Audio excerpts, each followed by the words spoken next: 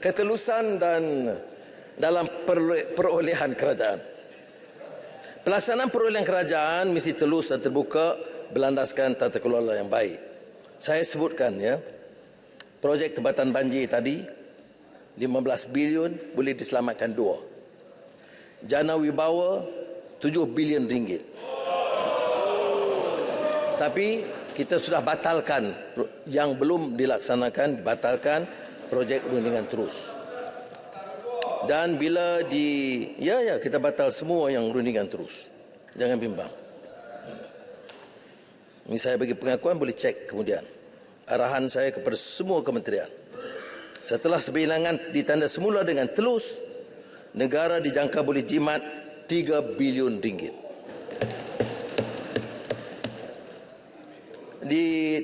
Dalam tahun 2019, kerajaan telah mencadangkan pembentangan Akta Perolehan Kerajaan. Tetapi telah ditangguhkan tahun demi tahun. Maka Kerajaan Perpaduan bercadang membentangkan Akta Perolehan Kerajaan tahun ini juga, insya-Allah. Ada masalah dari segi apa yang dikatakan whistleblowers. Orang memberi maklumat. Kadang-kadang menerima tekanan atau takut dan dapat ugutan. Dan oleh demikian, kerajaan akan meminda dan membentangkan Akta Perlindungan Pemberi Maklumat pada tahun ini. Projek Prasarana Rakyat. Kita ini saban tahun setelah 6 dekad, 6 dasawarsa merdeka, masih berdepan dengan masalah sekolah daif, klinik daif.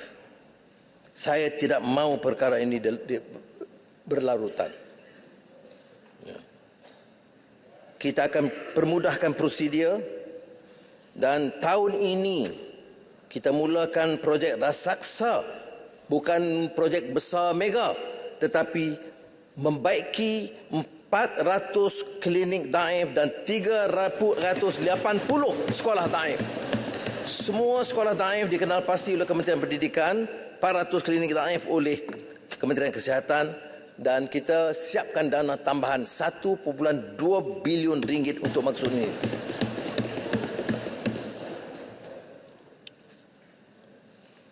Dan kita akan berikan beberapa kelonggaran tentang had, sebut harga, perolehan kerja pembaikan, walaupun ada proses tender tapi dipercepatkan. Supaya kita boleh jangka siap sekolah-sekolah ini diduduki oleh anak-anak kita sebelum akhir tahun. Isu kemalangan jalan raya harus ditangani. Kerajaan menyediakan 2.7 bilion ringgit untuk menyelenggara dan menaik taraf jalan persekutuan. Dalam masa yang sama, bagi melaksanakan penyelenggaraan kecil, 300 juta ringgit disediakan khusus untuk kontraktor G1 hingga G4. 1.5 bilion ringgit disediakan bagi menaik taraf dan membina baru jalan perhubungan desa dan jalan-jalan luar bandar. Bagi isu jalan-jalan berlubang, khidmat jurutera daerah akan digunakan. Kadang-kadang kita bicara tentang kota-kota, tetapi tak selesai dengan kerana jalan berlubang dan permasalahan-permasalahan kecil yang kalau kita tunggu ikut prosedur biasa agak rumit. Oleh demikian, kita akan perkenalkan satu kaedah baru untuk pegawai daerah, pegawai jajahan untuk Kelantan, residensi di Sarawak, iaitu memberikan kuasa pegawai daerah dan khidmat jurutera daerah untuk memperbaiki jalan berlubang dan masalah-masalah kecil itu dalam tempoh segera tanpa mengikuti pandangan syarikat jabatan-jabatan yang lain. 50 juta ringgit disediakan untuk memasang lampu-lampu jalan khususnya di kawasan berkemalangan tinggi. Pemberian maris untuk kerajaan-kerajaan negeri juga ditambah untuk semua negeri tanpa kecuali, iaitu 5.2 bilion ringgit. Jadi janganlah asyik mengeluh kata tak dapat. Saya bagi kelupusan ni, kalau sekolah daif, semua negeri, semua jenis sekolah. Kalau klinik, semua negeri, semua jenis daerah. Ya. termasuk pasir mas. Perkhidmatan kerajaan perlu cerdas mengadaptasi teknologi dan digital bagi mengurangkan kerana birokrasi.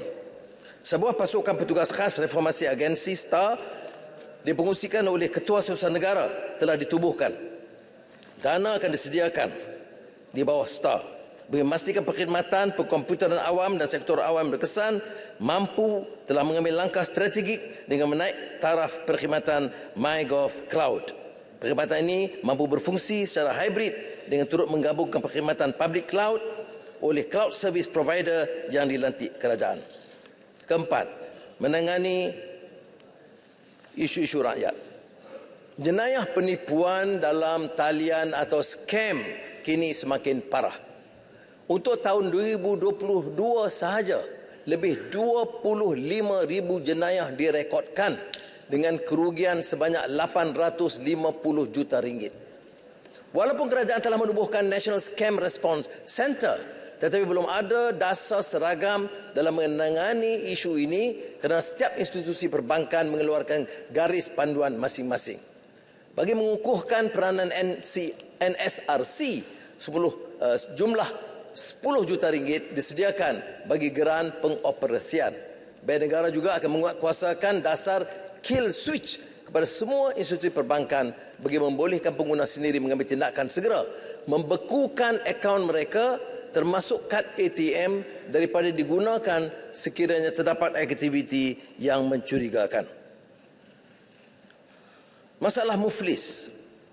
Rakyat yang diisyar muflis berhak diberikan peluang kedua, terutama jumlah hutang yang agak kecil. Setakat Januari, lebih 260,000 kes muflis telah direkodkan yang turut melibatkan anak-anak kita, majoritinya Melayu yang punya potensi menyumbang kepada ekonomi negara. Kerajaan akan meminda Akta Insolvensi 1967 supaya kes muflis dapat dilepaskan secara automatik pada masa yang singkat. Sementara menunggu pindaan, kes-kes kecil yang hutangnya RM50,000 ke bawah atau kurang RM50,000 yang memenuhi syarat akan dilepaskan dari muflis serta-merta mulai 1 Mac ini. Dengan langkah ini, insya-Allah kita akan lepaskan sekitar 130,000 rakyat daripada status muflis. Kerajaan perpaduan juga sentiasa prihatin akan keselamatan masyarakat kita, terutama wanita dan kanak-kanak. Tetapi yang melibatkan wanita dan kanak-kanak masih dilihat membimbangkan. Bahagian D11 Polis Diraja Malaysia akan bertindak lebih agresif bagi menyiasat kes seksual wanita dan kanak-kanak. Antaranya pasukan khas di bawah D11 akan ditubuhkan khusus untuk membanteras aktiviti pornografi kanak-kanak dan bekerjasama dengan pelbagai agensi. Kementerian Pembangunan Wanita, Keluarga dan Masyarakat akan mewujudkan Jabatan Pembangunan Kanak-kanak di bawah Jabatan Kebajikan Masyarakat. Syarikat yang menyediakan perkhidmatan kredit pengguna seperti syarikat pemfaktoran dan buy now pay later perlu dikawal bagi melindungi hak pengguna.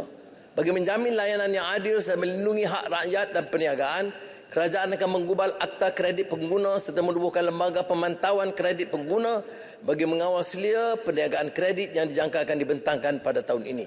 Bagi membantu rakyat susah mendapat pembelaan yang adil seksama. Orang kecil yang curi kecil-kecil itu merengkok di penjara sekian lama. Maka oleh demikian, kita akan memperkasa Jabatan Bantuan Guaman yang akan menaikkan hak kelayakan mendapat bantuan guaman penuh daripada RM30,000 kepada RM50,000. Dan saya harap syarikat guaman yang besar harus membantu mengurangkan beban dengan memastikan program-program baru diberikan pengarahan dan latihan untuk bersama dalam program bantuan guaman ini. Kelima, reformasi institusi. Kerajaan menekuni pengarah baru dan mereformasi institusi perkhidmatan awam yang dilihat mempunyai pertindahan kuasa dan fungsi yang sama. Ini termasuk kemungkinan membebaskan sepenuhnya dan mengasingkan saraan bagi badan-badan berkanun persekutuan yang mandiri. Langkah ini dilihat penting bagi mengurangkan kebergantungan kepada kerajaan.